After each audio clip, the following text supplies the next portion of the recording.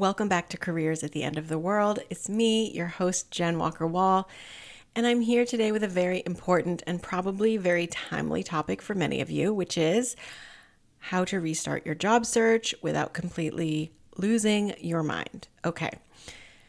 I have noticed this pattern where people will often say to me, clients will often say to me, now I have to start from scratch.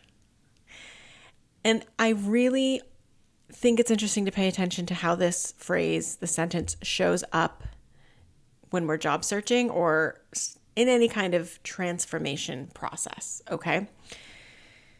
Because I've never heard someone say this that is really starting from scratch. In the best of times, your job search will probably take longer than you want it to. I think most career coaches would probably tell you that. Like, it takes some time to make sure you have the strategy and assets in place to launch an effective job search. It takes some time to apply for jobs and start getting traction. It takes some time, and this is the part people always forget, to actually work your way through the hiring process, the interviewing. And these days, it's taking a little longer, okay? Especially for some folks. For some folks, I would say it's taking a lot longer. And the longer the job search goes on, okay, the more likely that you will in fact have to quote unquote start over more than you want to, because you may be in an interview process and be a finalist and not get an offer. You might get sick and have to, or someone in your family will get sick, your kids will get sick, and you'll have to take a few weeks off and then come back and reorient yourself. You could take a vacation and struggle to get back into the swing of things. When you are doing something for weeks and months at a time, there's going to be days and weeks where you're not full throttle, you're not at it 100%. Or I should say, you will be full throttle, right? Like in that interview process where you're a finalist and maybe it will just not work out for you and you're going to have to start over. I'm a really firm believer that there's no such thing as starting over. If you take a break from applying for jobs for any reason, because you're in a hiring process somewhere else, or you're taking a vacation, or you were sick, or maybe you thought things were going to work out in the job you were in, I really like the phrase, I'm coming back from a pause. Okay? Nothing wrong with that. I took a break. Great. Welcome back. We're still here. You still got your resume. You still got your LinkedIn profile. You probably still know your target jobs. Sometimes those things get refined as we go through the process, but those revisions are minor, and by no stretch of the imagination are any of the revisions worthy of starting from scratch or starting over. I think it's perfectly fine to also say you are continuing your job search, right? So if you have been interviewing, you've taken a planned break or a break out of necessity that you didn't plan, you can just pick back up without characterizing it as starting over or starting from scratch. My favorite phrase for this is just re-engaging the job search, okay? Some people I work with in the spring, and if they don't have a job by summer, they don't job search in the summer. They just pick back up in the fall, and they're fine with that, right? Or they don't job search over the holidays. Those are fine decisions. They're not necessarily decisions made on strategy or, because no one hires in the summer or no one hires in the holidays. But if you don't want a job search in the summer, if you're happy, for example, taking the summer off, great, more power to you. When you pick the job search process back up, I like the term re-engaging. You're re-engaging your job search. So those are some reframes, some language you can adopt, because starting over is really demoralizing. And that's not really what I see people doing. I think starting over is more of like a frustration or a disappointment about where they are in the process, which is reasonable. But how we talk about it to ourselves and to others, I think makes a really, really big difference. The second thing I will say is about managing your expectations. I talked about this last week. If you need a resume, if you don't know your target jobs, if you're applying all over the place and not getting any traction, you are not 8 weeks away from getting a job and working in a new job. Okay, it's really important to know that. The hiring process is probably going to be 8 weeks long. So the best way for you to have a new job 8 weeks from now is to be interviewing for that job in this current moment. think about where you are in this process. Are you telling yourself you're going to have a new job in 8 weeks? Where are you in a hiring process? Are you in one?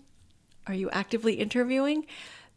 Because that's where you need to be to get a job that you start and are working in 8 weeks. You need to be already in the process. I really like to look at the job search process in like 6 to 8 week chunks. Like that's a helpful period of time for me.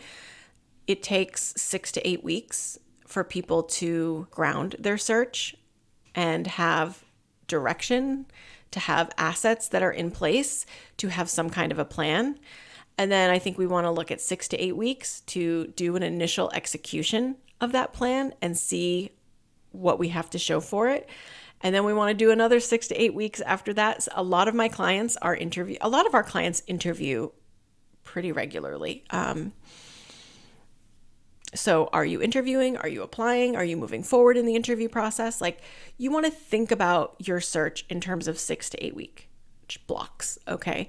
6 to 8 weeks to prepare, 6 to 8 weeks to initially execute, 6 to 8 weeks to refine. And a lot of people, right? Like if we were looking at the 8 week part of that, just ignore the 6 weeks. If we look at 8 weeks, that's 3 8-week blocks. That's 6 months, right? So that's what I'm thinking about. That's how I'm managing success. And, that might be a helpful frame of reference for you. 3 8-week blocks is about 6 months, right? People have expectations that will leave you feeling like you're not where you should be. Whereas I think a lot of people are, in fact, where they should be. It's just the process is processing, right? It's doing its thing. Something else that I think is really helpful, whether you're starting your job search truly at the beginning or you're re-engaging or continuing your job search, is to craft goals that you have control over. So instead of saying, I want to have 3 interviews in 8 weeks, which we don't have control over, the strategy there would be to craft a goal like, I'm going to apply for a minimum of 8 jobs in the next 2 weeks. And I'm going to try to apply for another 8 jobs 2 weeks later, right? Like we need to make sure that there's volume on the application end if we're expecting to land multiple interviews.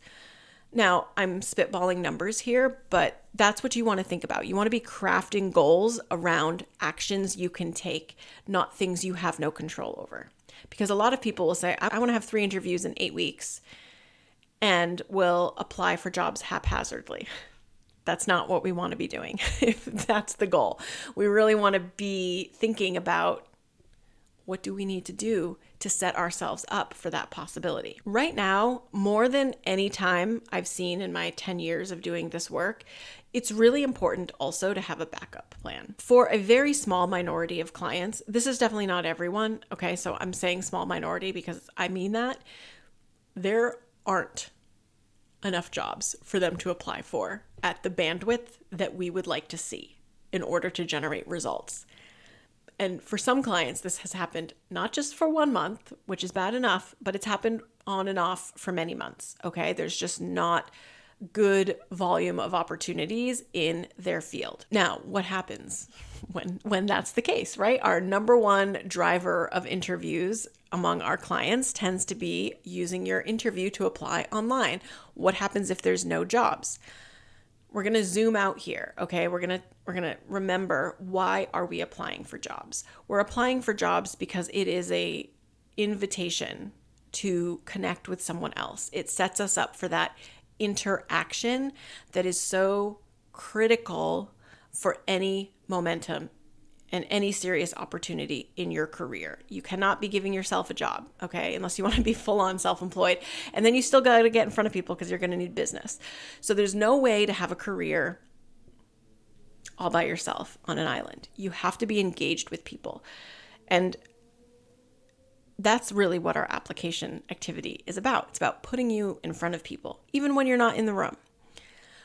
But when there's no jobs, or there's not enough jobs, their volume isn't there, we have been working with clients on another plan, which is to network and focus on relationships, introductions, and connections. Okay, so if we can't get in front of people by application, we still want to focus on generating that kind of activity. So we've had some of our clients experiment with connecting with X number of people in Y number of days, right? So I'm going to leave those blank on purpose. If you're my client, I'll work with you on creating numbers there that make sense based on your capacity and all of that.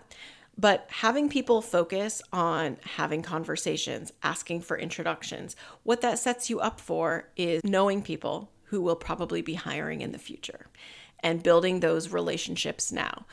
Now, can you do this even if you do have jobs to apply for? Yes, you absolutely can. You don't need to wait until there's no jobs posted to network. I don't even recommend that. But we do really double down, right, when it's one of the only levers that we can pull because there's just not enough jobs posted. It's also really important that you plan a future break or some kind of treat yourself. We're big on the treat yourself here at Work Wonders. Some kind of acknowledgement here. Put that down and do not make it contingent on an outcome that you cannot control. Make it contingent on behaviors and actions that you probably can control, right? We want to be just treating ourselves regularly and acknowledging that the process is hard and treating ourselves well, showing ourselves compassion, showing ourselves appreciation for all of the work that we're doing.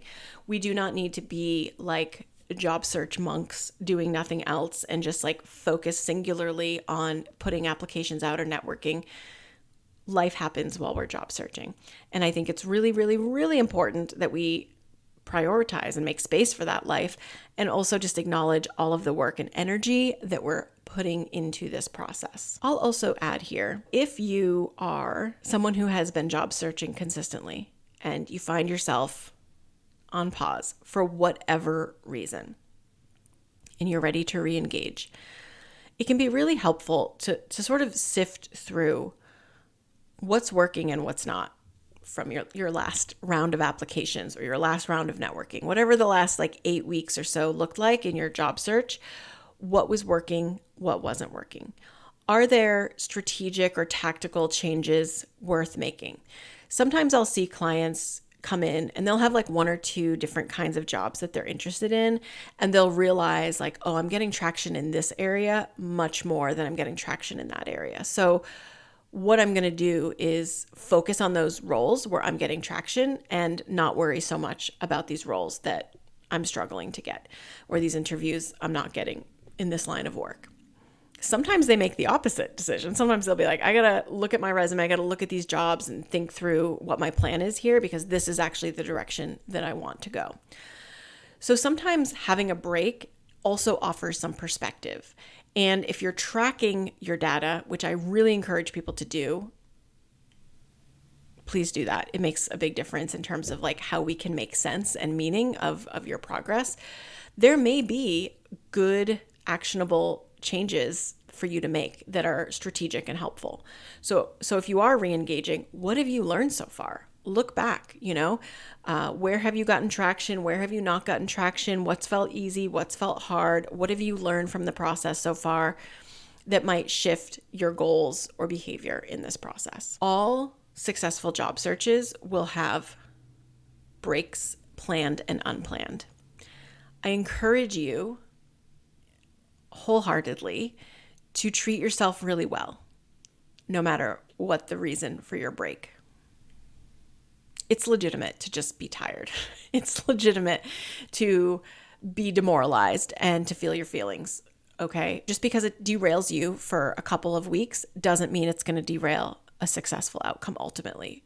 I've seen enough job searches to feel really confident in saying that. Hopefully this helps you.